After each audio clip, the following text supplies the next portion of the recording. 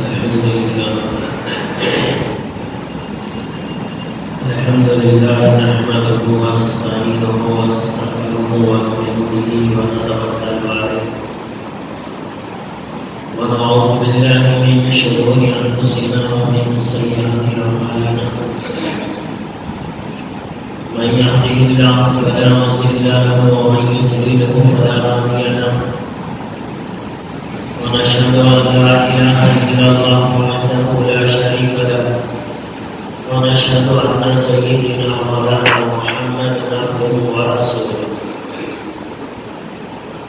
قال الله تبارك وتعالى في القرآن المجيد والفرقان الحميد أعوذ بالله من الشيطان الرجيم بسم الله الرحمن الرحيم أرأيت الذي يكذب بالدين فذلك الذي يدعو اليتيم ولا يحض على طعام المسكين فويل للمصلين الذين هم عن صلاتهم ساهون الذين هم يراءون ويمنعون الماعون صدق الله العلي العظيم. معزز سامعین کرام، محترم بزرگوں، عزیز نوجوان ساتھیوں، آج محرم الحرام کی پہلی تاریخ ہے۔ محرم کا وہ مہینہ ہے جس سے ہمارا اسلامی سال کا شروعات ہوتی ہے۔ آج چونکہ محرم الحرام کی پہلی تاریخ ہے، لہذا آج سے ہمارا اسلامی سال شروع ہونے جا رہا ہے۔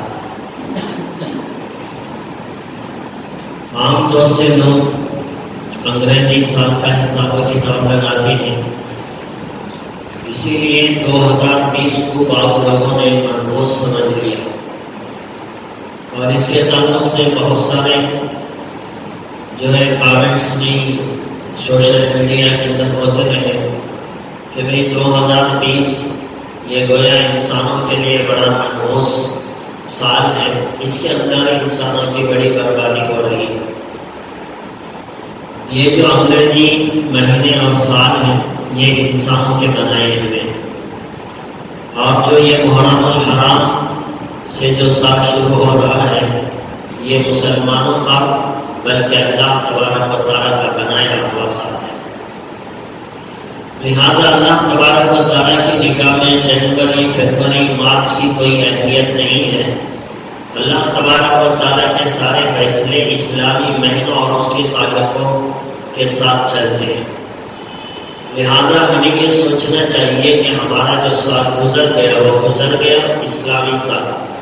آج سے ہمارا نیا سال شروع ہو رہا ہے۔ 1440 کا 2واں سال اسلامی سال آج سے شروع ہونے جا رہا ہے۔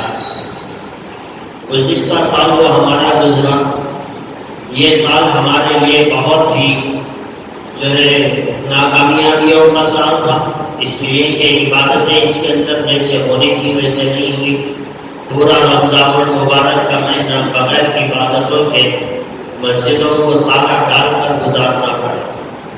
خیر یہ بہت ہی کٹھن مرحلہ تھا اور بہت ہی زیادہ مسلمانوں کے دلوں کو ٹھیس پہنچانے والی باتیں اس سال کے اندر گزری، لیکن یہ جو آج سے نیا سال شروع ہونے جا رہا ہے، دعا کرے اللہ تبارک و تعالیٰ اس شروع ہونے والے سال کے اندر خصوصی طور سے مسلمانوں کے لیے چین، سکون، راحت، اطمینان، یہ ساری چیزیں اللہ تبارک و تعالیٰ اس سال کے اندر مسلمانوں کو عطا فرمائے۔ ہم اجتماعی دعا میں بھی یہ دعا مانگے، اپنی اپنی انفرادی دعاؤں کے اندر بھی اس شروع ہونے والے سال کے اندر سکون و اطمینان کے لیے دعائیں مانگتے رہے۔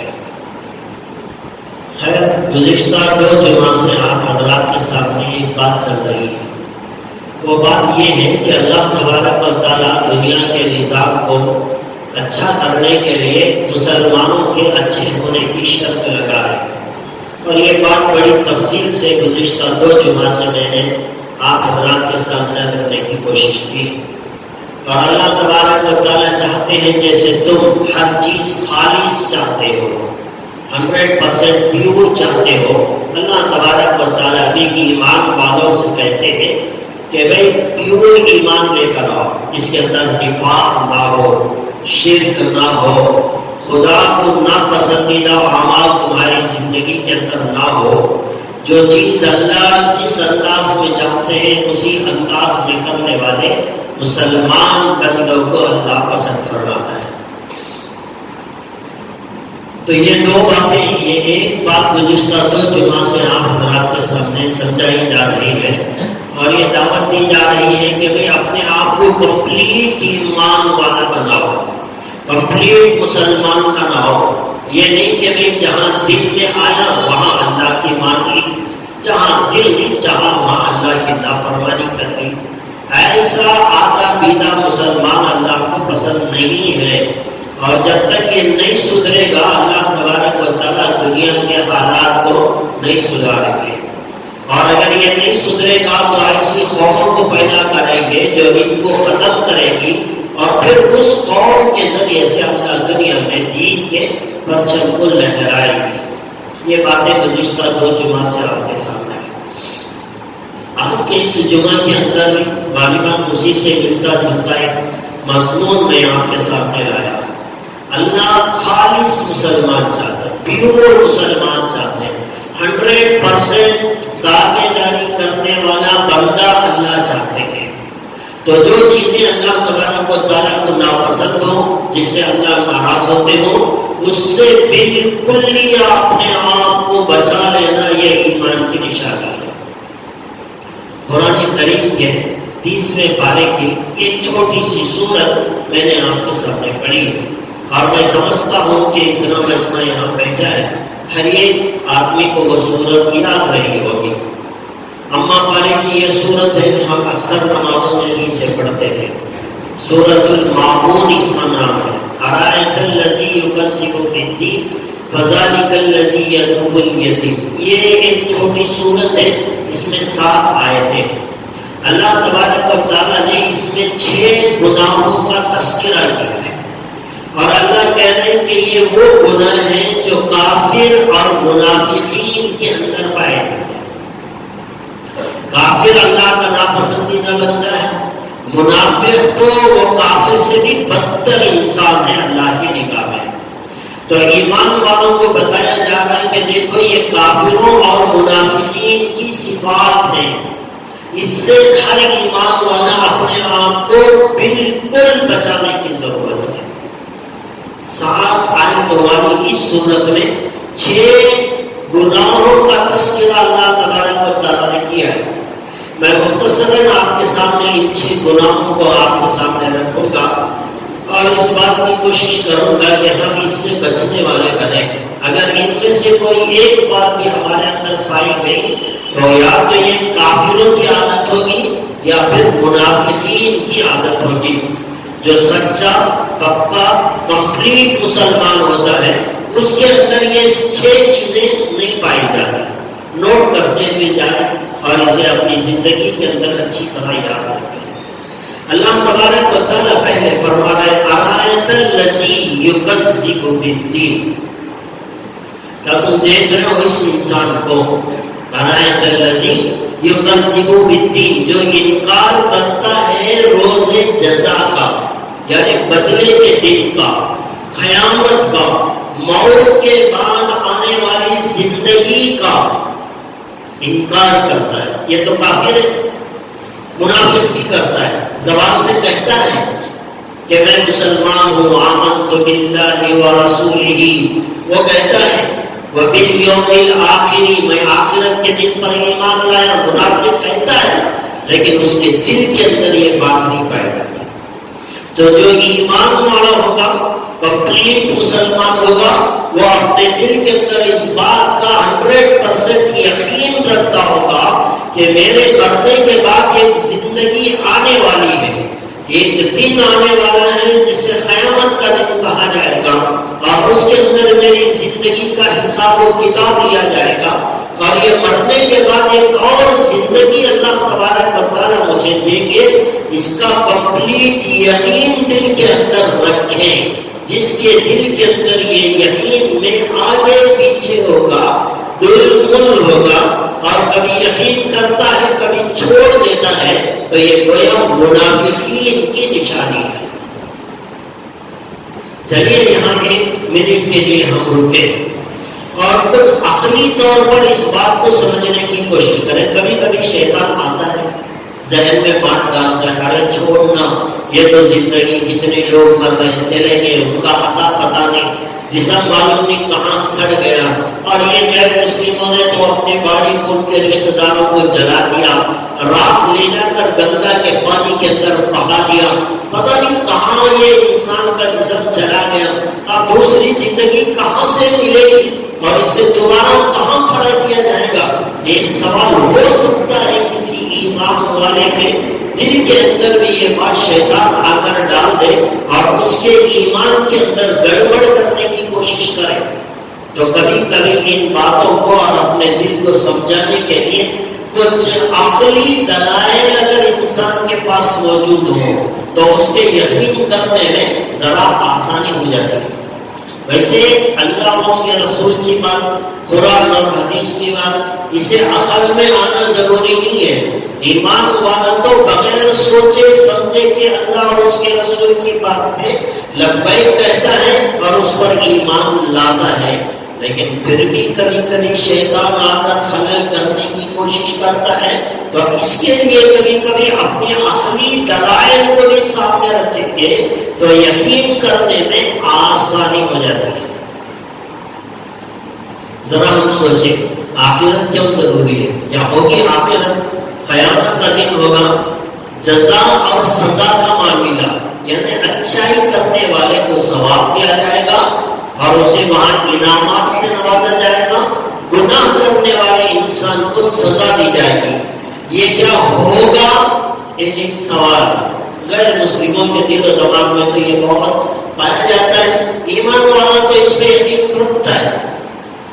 چلیے ذرا عقل کی روشنی میں بھی اسے سوچ لیں اور اسے اپنے دل کو تسلی کر لیں کہ یقیناً مرنے کے بعد ایک زندگی آنے والی ہے۔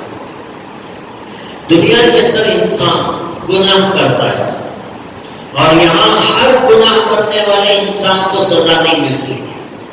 جو گناہ کر کے پکڑا جاتا ہے اسے حکومتیں سزا دیتی ہے، جو چالاکی سے گناہ کر کے بچ جاتا ہے دنیا والے اسے سزا نہیں دیتے۔ تو معلوم یہ ہوا کہ یہ دنیا کے اندر انصاف نہیں ہو رہا ہے، یہاں چالاکی سے جینے والے کو تو موقع مل رہے ہیں اور جس کے اندر کم عقل ہے وہ پولیس کی گرفت میں آ جاتا ہے۔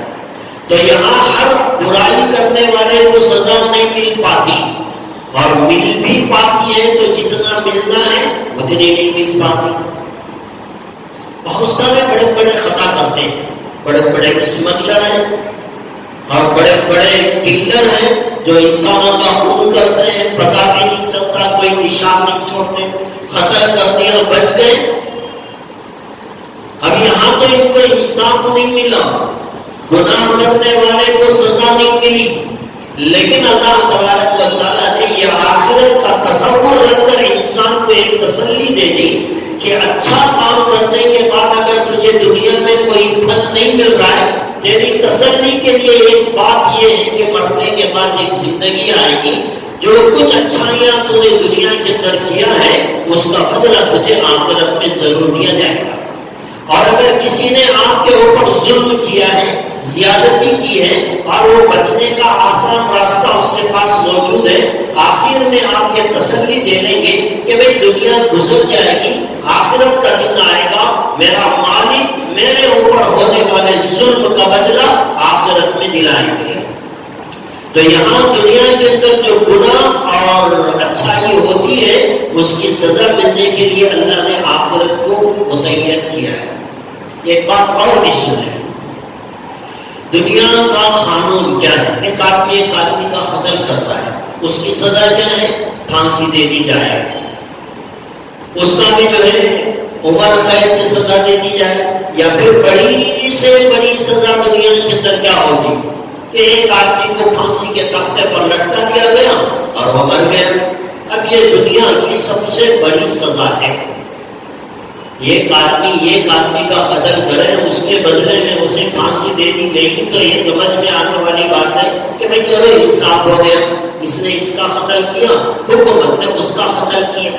لیکن ایک آدمی 1 سے 10 آدمیوں کا مرڈر کرتا ہے، 10 آدمیوں کی جان لیتا ہے، اب اس کی سزا انصاف سے عقل کی بنیاد پر دیکھا جائے تو اسے 1 مرتبہ پھانسی دینے سے اس کی سزا پوری نہیں ہوتی، اس لیے کہ اس نے ایک کا مرڈر نہیں کیا ہے، اس لیے 10 آدمیوں کا مرڈر ہے، 10 آدمیوں کا قتل کیا گیا ہے، اسے 10 مرتبہ پھانسی دینی چاہیے تھی، لیکن 1 مرتبہ پھانسی دی تو انسان ختم ہو گیا۔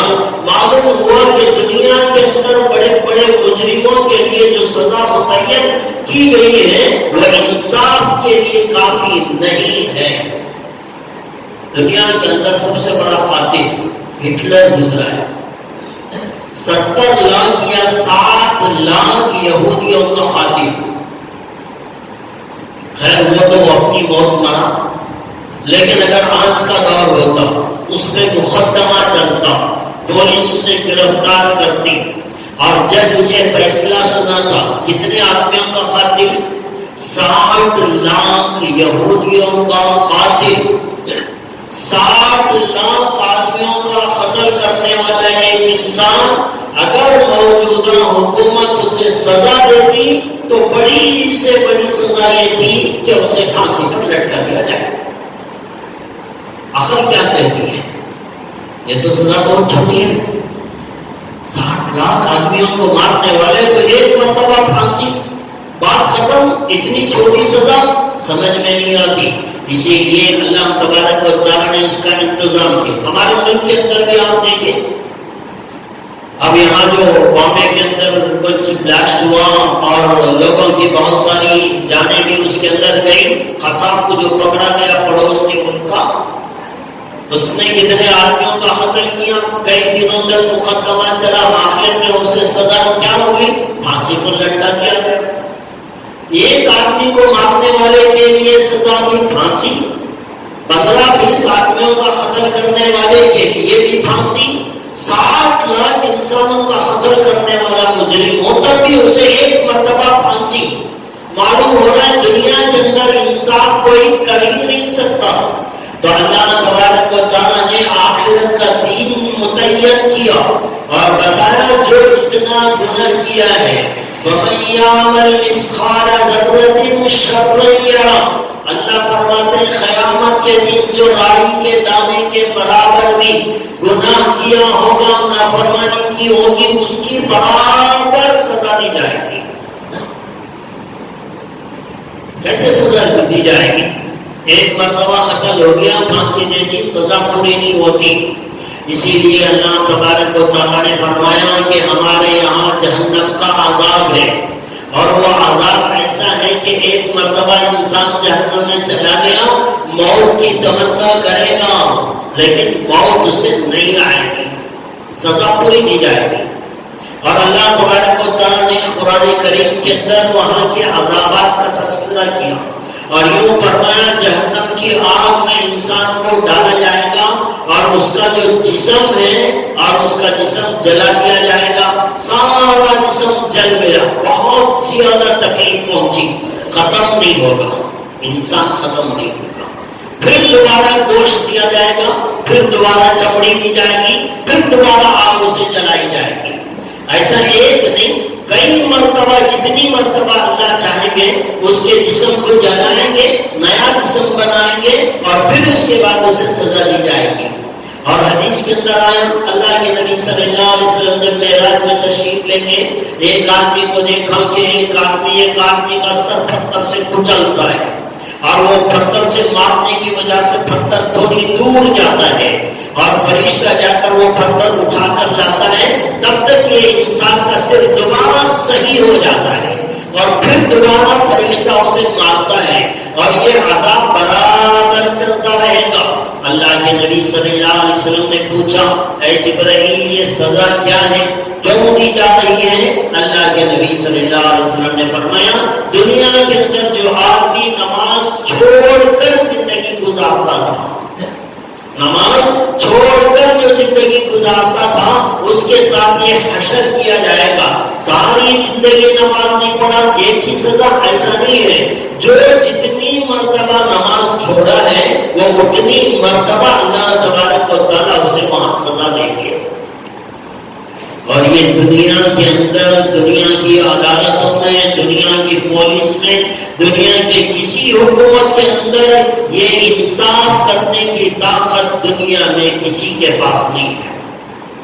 اسی لیے اللہ نے فرمایا مالک یوم الدین، قیامت کے دن کا مالک اللہ ہے اور وہ سب سے بہترین انصاف کرنے والا ہے اور سب کے اندر برابر برابر انصاف اللہ تبارک و تعالیٰ کریں گے. تو اس حساب سے بھی سمجھ میں آتا ہے کہ دنیا کے اندر ہر ایک کے ساتھ انصاف نہیں ہو سکتا. پورے کا پورا انصاف ملنے کے لیے مرنے کے بعد ایک دوبارہ زندگی کا ہونا ضروری ہے، آخرت کا دن کا ہونا ضروری ہے. اس کے بغیر اللہ کا انصاف پورا نہیں ہوتا. تو اس وجہ سے عقل بھی یہی کہتی ہے کہ انسان مرنے کے بعد دوبارہ زندہ کیا جائے گا. تو جو منافق ہوتے ہیں ان کے دل کے اندر یہ خشخشاہٹ رہتی ہے. وہ کبھی سوچتے ہیں مرنے کے بعد زندگی ہوگی اور کبھی سوچتے ہیں کہ مرنے کے بعد انسان ختم ہو گیا اور اس کا کوئی نام و نشان نہیں ہے. اللہ تبارک و تعالیٰ اسے دوبارہ زندہ نہیں کریں گے. لیکن اللہ نے قرآن کریم کے اندر ایک نہیں سووں آیتوں کے ذریعے سے بات سمجھانے کی کوشش کی کہ مرنے کے بعد ایک دوبارہ زندگی تمہیں ملنے والی. تو اس کا یقین پورا کریں. جب تک یقین پورا نہیں ہوگا انسان اعمال پہ نہیں لگے گا. جب یقین آ جائے گا کہ مرنے کے بعد مجھے اپنی زندگی کا حساب دینا ہے، وہ دوسروں کا 1 روپیہ کھاتے ہوئے بھی 10 مرتبہ سوچے گا، دوسروں کو دھوکہ دیتے ہوئے 50 مرتبہ سوچے گا، کسی کے دل کو ٹھیس پہنچانے سے پہلے 100 مرتبہ سوچے گا کہ مرنے کے بعد اگر اللہ مجھے اس کے بارے میں سوال کرے گا تو میں کیا جواب دوں گا. ایک آخرت کی فکر ہی ہے جو انسان کو صحیح انسان بنا سکتی ہے. ورنہ پولیس کا ڈر، سی سی کیمروں کا ڈر یہ تو وقتی چیز ہے. انسان رات کے اندھیرے میں بھی گناہ کر سکتا ہے. لیکن جہاں آخرت کی فکر آ گئی، آخرت کا ڈر آ گیا، وہ سی سی کیمروں کی ضرورت نہیں ہے. وہ انسان آخرت کی بنیاد پر اپنے آپ کو اچھا انسان بنائے گا. تو دوستو عقل بھی یہی کہتی ہے کہ مرنے کے بعد ایک زندگی کا ہونا ضروری ہے. تو سب سے پہلی چیز جو اللہ تبارک و تعالیٰ نے بتائی، ارائیت الذی یکذب بالدین. اس آدمی کو دیکھو، یہاں جو اس سورت میں جتنی صفتیں بیان ہوئی سب کی سب اللہ کی ناپسندیدہ، یعنی یہ اعمال جسے اللہ بالکل پسند نہیں کرتے. تو آخرت کے بارے میں گمان کرنا یہ اللہ کو پسند نہیں. ارائیت الذی یکذب بالدین فذلک الذی یدعو الیتیم. یہ دوسری صفت اللہ نے بیان کی، فذلک الذی یدعو الیتیم. اللہ کو یہ بات بالکل پسند نہیں ہے کہ کوئی آدمی کسی یتیم کو دھتکار دے. اس زمانے کے اندر اہل عرب کے اندر کوئی یتیم بچہ کسی کے پاس اپنی ضرورت لے کر مانگنے کے لیے جاتا، لوگ اسے دھکے دے کر نکال دیتے. یتیم کی کوئی ویلیو نہیں تھی، یتیم کے ساتھ کوئی اچھا سلوک نہیں کرتا تھا. گھر کے پاس بھی آ جاتا تو اسے دھکے دے کر گھر کے باہر بھگا دیا جاتا. اللہ تبارک و تعالیٰ نے فرمایا فذلک الذی یدعو الیتیم. یتیموں کو دھکا دے دینا یہ بالکل اللہ کو پسند نہیں، بلکہ اللہ کے نبی صلی اللہ علیہ وسلم نے یتیموں کے ساتھ محبت کرنے کے فضائل سنائے. اور اللہ کے نبی صلی اللہ علیہ وسلم نے فرمایا کسی کے باپ کا انتقال ہو گیا، اب اس کے معصوم سے بچے، یتیم بچے، اس کے سر پہ کوئی آدمی اس کے سر پہ ہاتھ رکھتا ہے، شفقت سے، محبت سے اس کے سر کے اوپر ہاتھ رکھتا ہے، اللہ کے نبی نے فرمایا اس نے یتیم کو نہ تو کھانا کھلایا، نہ کپڑے پہنائے، نہ رہنے کے لیے کوئی جگہ دی، صرف یتیم کے سر پہ ہاتھ رکھا۔ اللہ کے نبی صلی اللہ علیہ وسلم نے فرمایا اس کے ہاتھ کے نیچے جتنے اس یتیم بچے کے بال آئیں گے اللہ اس کے نام اعمال میں اتنی نیکیاں لکھ دے گا۔ یتیم کا مقام اللہ کی مرضی ہے، اس کے باپ کا انتقال ہونا اس کے بس میں نہیں تھا، اللہ نے اس کے باپ کو موت دے دی، بچے کو یتیم کر دیا اور ساری دنیا کے مسلمانوں سے کہا کہ تم اب اس کا دیکھ بھال کرو، تم اس کی نگہداشت کرو، اس کے ساتھ رحم کا معاملہ کرو، یہاں تک فرمایا اس کے سر پہ ہاتھ رکھو، جتنے اس کے بال تمہارے ہاتھ کے نیچے آئیں گے اتنی نیکیاں۔ اس کے سر پہ ہاتھ پھیرو شفقت سے، پورے سر کے بعد پتہ نہیں کتنے ہزاروں ہوں گے، اللہ وہ ساری نیکیاں تمہارے نام اعمال میں رکھے گا۔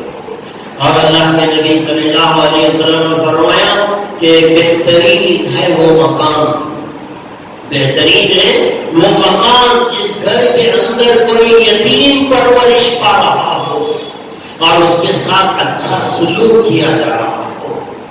کسی کے گھر کے اندر کوئی یتیم کی پرورش کر دے، یتیم کی نگہداشت کر لے، آج بھی ہے ایسے، آپ کچھ مدارس کے اندر بھی آج کے دور میں مل جاتے ہیں، ہمارا یہاں محمد نور کا مدرسہ، وہاں بھی بہت سارے یتیم بچے ہیں، ایسے بہت سارے یتیم ہیں جہاں یتیم خانے بھی چلتے ہیں جن کا کوئی جو ہے نگہبان نہیں ہوتا۔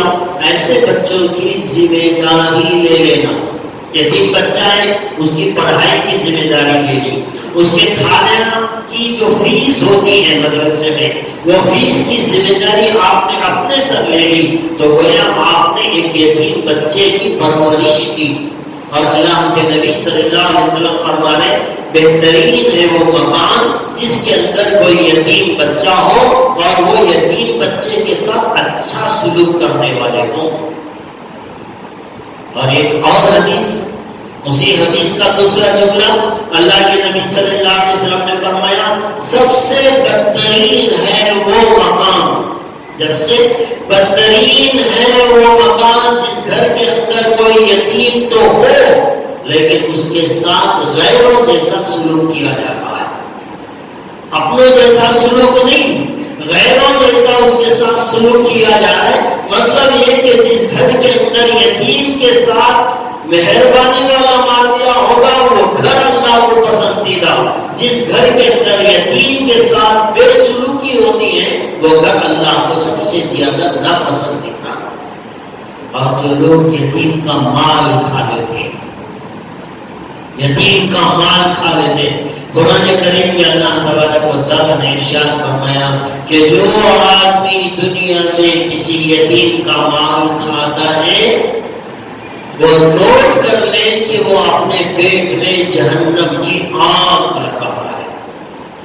خصوصی طور سے جو یتیم خانے چلاتے ہیں، مدارس چلاتے ہیں، ان کے یہاں یتیم بچے ہوتے ہیں، ان کے ساتھ اچھا سلوک ہوگا، اللہ کی نگاہ میں بڑے انعام سے نوازے جائیں گے۔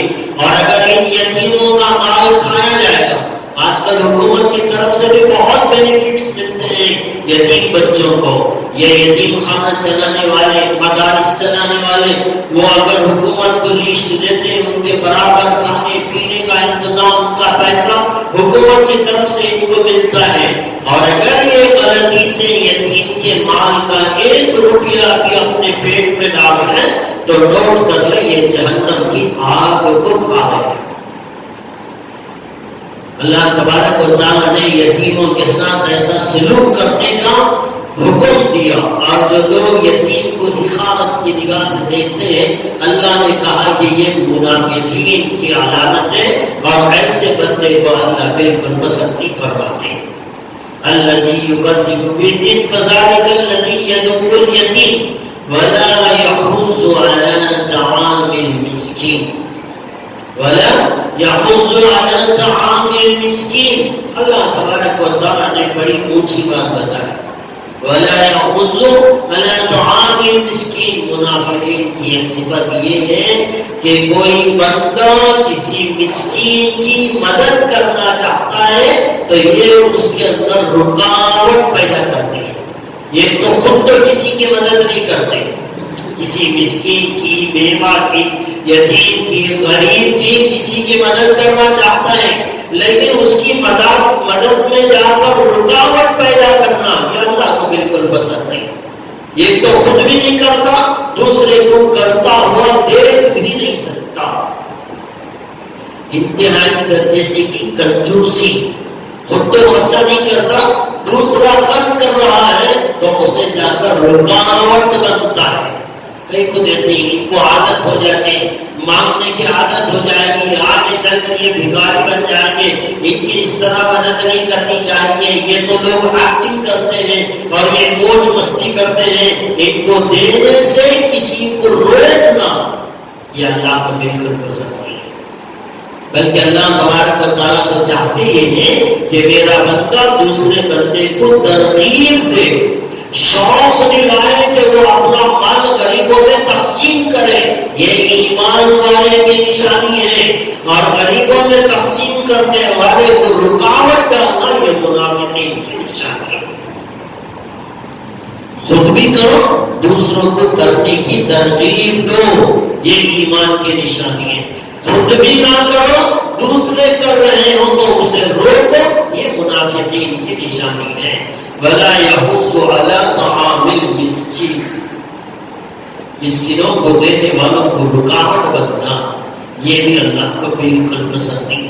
یہ سب وہ گناہ ہے جسے اللہ بالکل بھی پسند نہیں کرتے. جس کے اندر یہ چیز پائی جائے اللہ کی نگاہ میں وہ کمپلیٹ مسلمان نہیں ہے، کامل ایمان والا نہیں ہے. تو ایک تو آخرت کا یقین ہو، یتیموں کے ساتھ اچھا سلوک ہو، مسکینوں کی مدد کرنے والے بنے، مسکینوں کو دینے والوں کے لیے رکاوٹ نہ بنے. وَلَا يَحُضُّ عَلَىٰ طَعَامِ الْمِسْكِينِ، آگے فرمایا فَوَيْلٌ لِلْمُصَلِّينَ الَّذِينَ هُمْ عَنْ صَلَاتِهِمْ سَاهُونَ. یہ سب ہمارے لیے، یہ جو آیت ہے یہ ہمارے لیے ہے. اتنی سخت ترین بات اللہ تبارک و تعالیٰ نے کر دی ہے کہ اگر سنے کلیجہ منہ کو آ جائے، اور اگر غور کرنے بیٹھے تو اس کے اندر تو ہم سب آ جاتے ہیں. فَوَيْلٌ لِلْمُصَلِّينَ الَّذِينَ هُمْ عَنْ صَلَاتِهِمْ سَاهُونَ. اللہ تبارک و تعالیٰ فرما رہے ہیں بہت بربادی ہے ان لوگوں کے لیے، بہت بڑی خرابی ہے ان لوگوں کے لیے جو نماز پڑھنے والے. فوائل للمصلین، خرابی ہے ان نمازیوں کے لیے. توجہ سے سنیں اللہ کیا فرما رہا ہے. فوائل للمصلین، بربادی ہے نماز پڑھنے والوں کے لیے.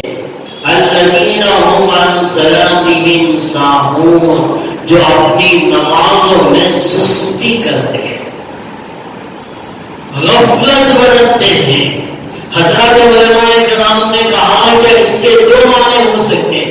ایک معنی تو یہ کہ آدمی نماز پڑھ رہا ہو لیکن وہ نماز میں سستی کر رہا ہے، ذہن ادھر ادھر منتشر ہو رہا ہے، یہ بھی نماز میں غفلت ہے.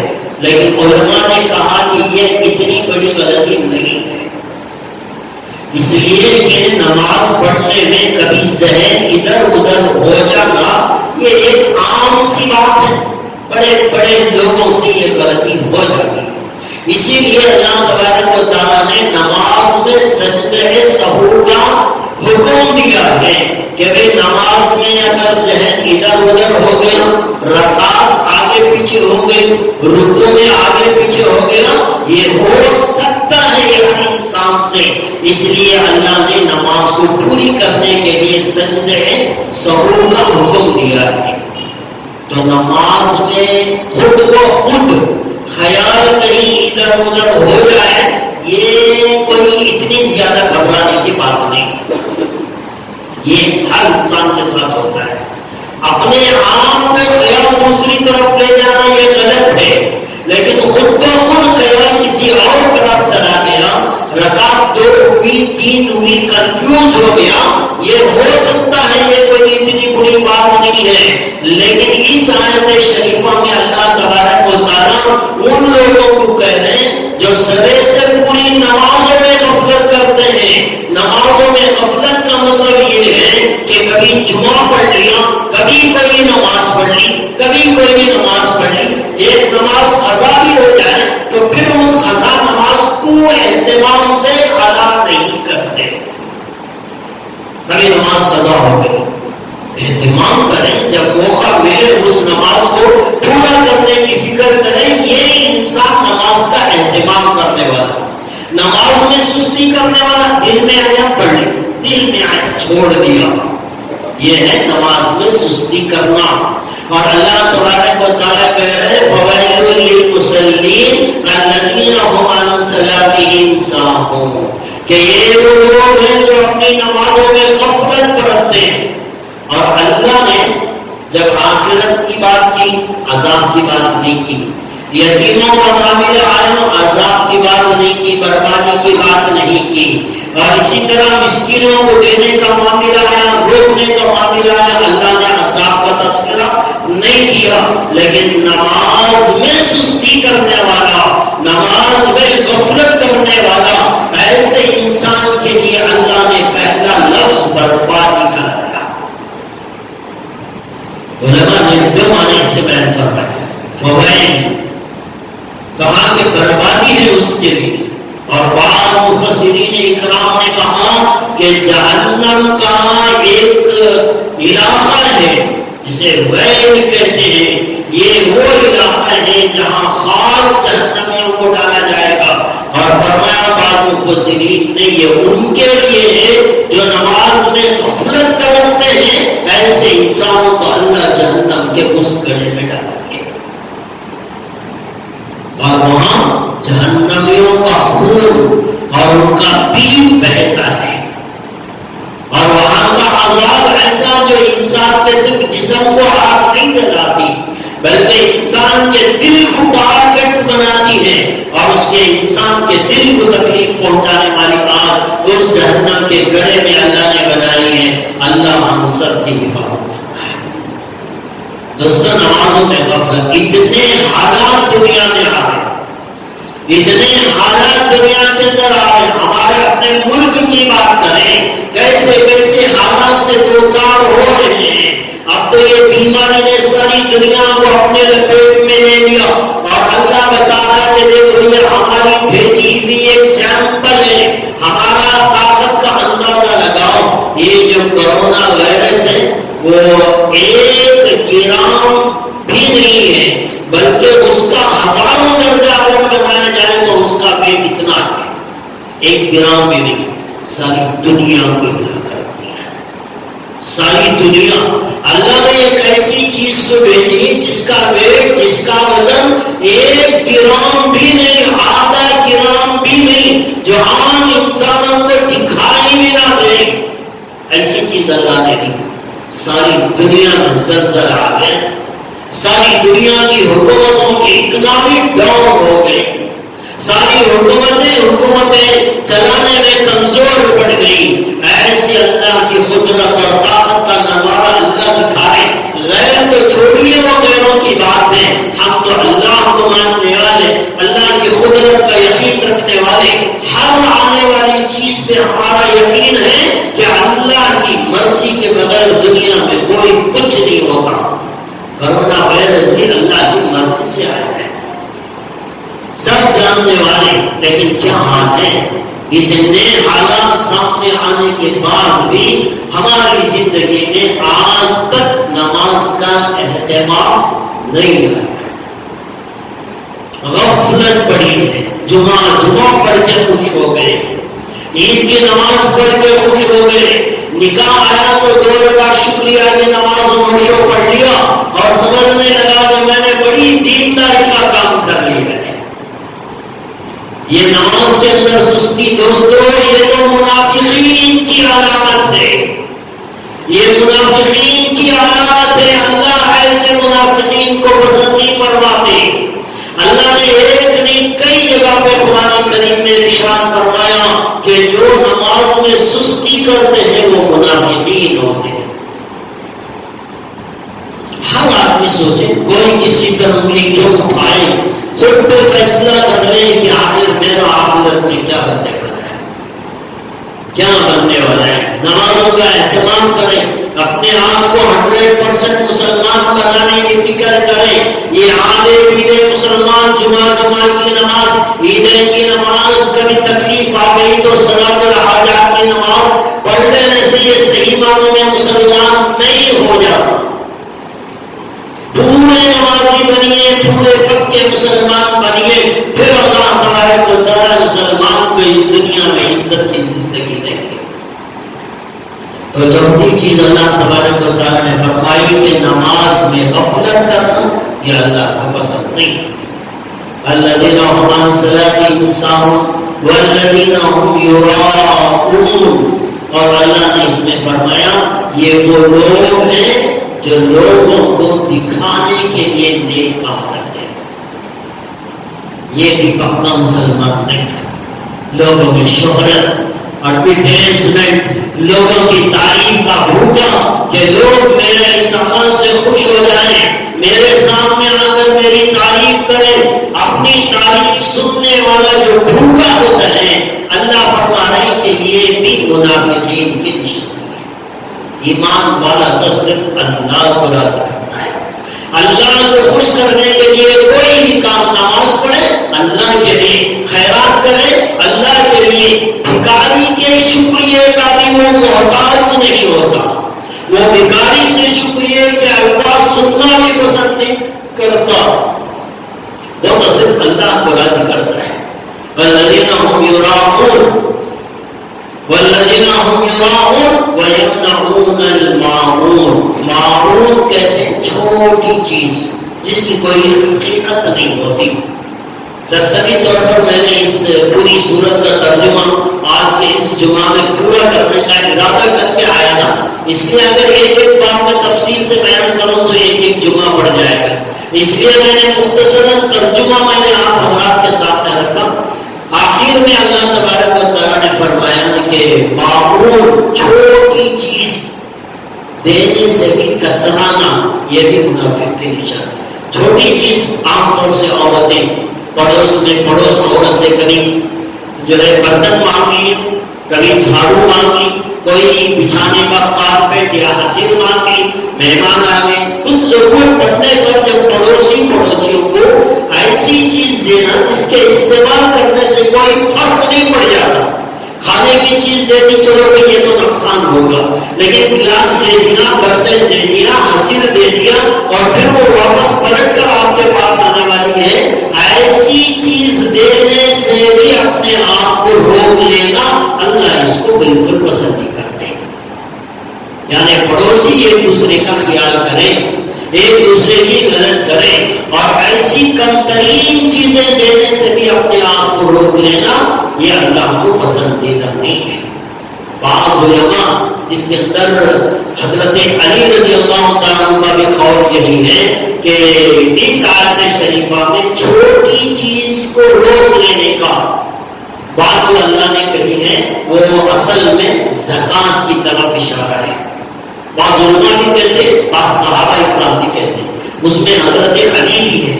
حضرت علی بھی کہتے ہیں کہ آخر میں جو فرمایا کہ معمول چھوٹی چیز دینے سے اپنے آپ کو روک لینا، فرماتے ہیں یہاں زکوٰۃ کی طرف اشارہ ہے۔ اللہ نے بہت مال دیا، تھوڑا سا مال زکوٰۃ میں اللہ مانگتے ہیں، یہ تھوڑا سا مال بھی اللہ کے راہ میں زکوٰۃ میں نہیں دیتا تو اللہ تبارک و تعالیٰ کو یہ بندہ بالکل بھی پسند نہیں ہے۔ لہٰذا دوستو یہ 6 صفات ہیں، خدا نہ کرے اگر ہم میں سے کسی کے اندر پائے جاتے ہوں تو اسے اپنی زندگی سے نکالیں اور اپنے آپ کو سچا اور پکا مسلمان بنائیں۔ خصوصی طور سے جو سب سے بڑا گناہ ہماری زندگی میں ہے وہ ہے نمازوں کا اہتمام نہ کرنا۔ یہ نماز کی پابندی کریں اور اللہ کے سامنے اپنے آپ کو جھکا کر اللہ کو منانے کی کوشش کریں۔ اللہ تبارک و تعالیٰ سے دعا ہے اللہ مجھے بھی آپ کو بھی بلکہ ہر ایک مسلمان کو سچا اور پکا مسلمان بن کر زندگی گزارنے کی توفیق عطا فرمائے۔ ہم سب کا خاتمہ ایمان پر فرمائے. آمین و آخر دعوانا الحمدللہ. جواب آپ سنتے ہیں.